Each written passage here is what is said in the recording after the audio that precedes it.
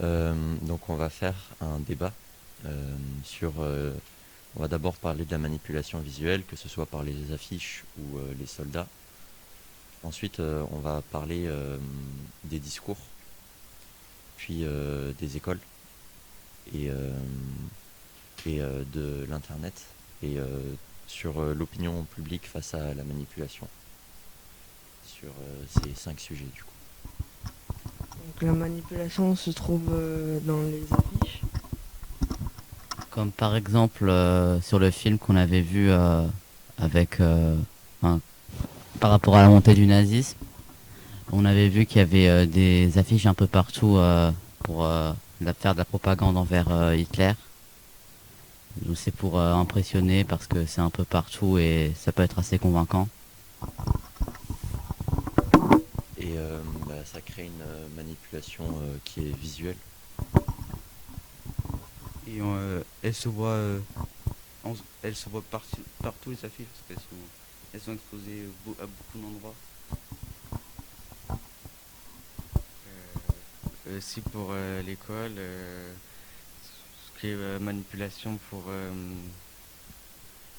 par exemple,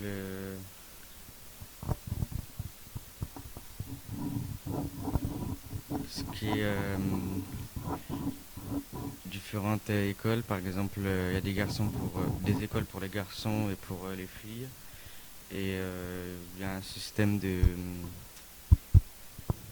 différence envers tout le monde. C'est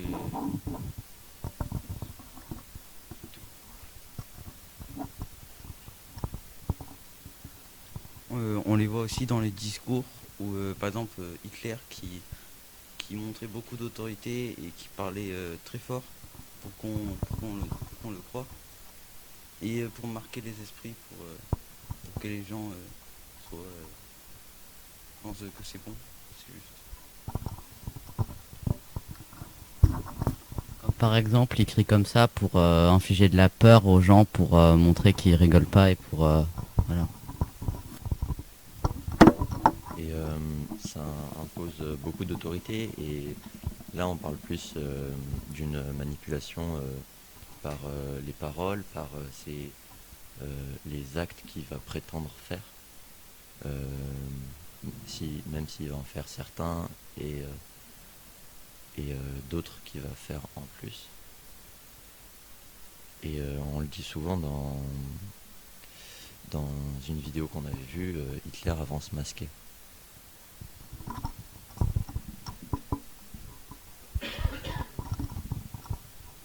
Euh,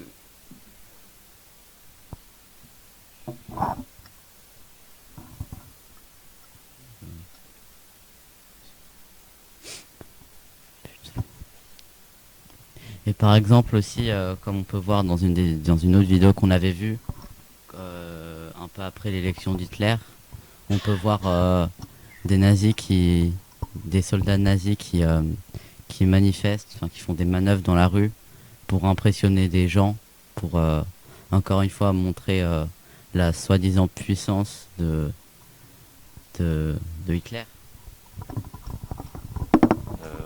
Ces soldats, on les voit partout, comme on a pu voir dans le film. On les voit qui se baladent dans les rues, devant les écoles, en essayant de faire un maximum de propagande et en essayant de manipuler au même titre que les affiches de façon visuelle.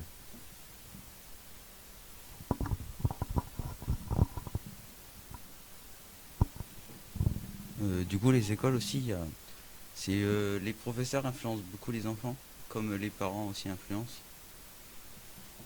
Et comme ils veulent contrôler la prochaine génération.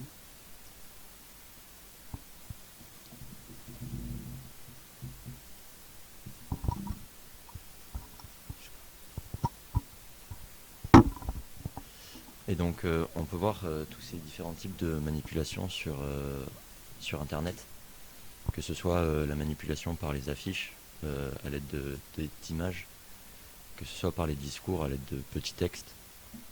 Et ça manipule surtout les jeunes générations, en tout cas les dernières. Et du coup, ça regroupe un peu toute la manipulation et ça peut faire croire des choses. Ben, il y en a qui ont cru au complot des Illuminati, par exemple.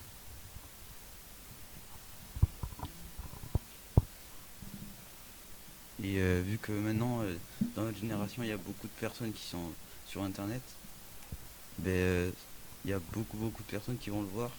Du coup, ça va être encore plus, ça va être plus visuel que à l'extérieur où il y aura moins de personnes qui le voient. Pour retourner sur le sujet d'Internet et les réseaux sociaux, ça montre que vu que généralement les jeunes ou les enfants sont plus impressionnables, ils vont plus croire les choses, du coup c'est plus facile de les manipuler.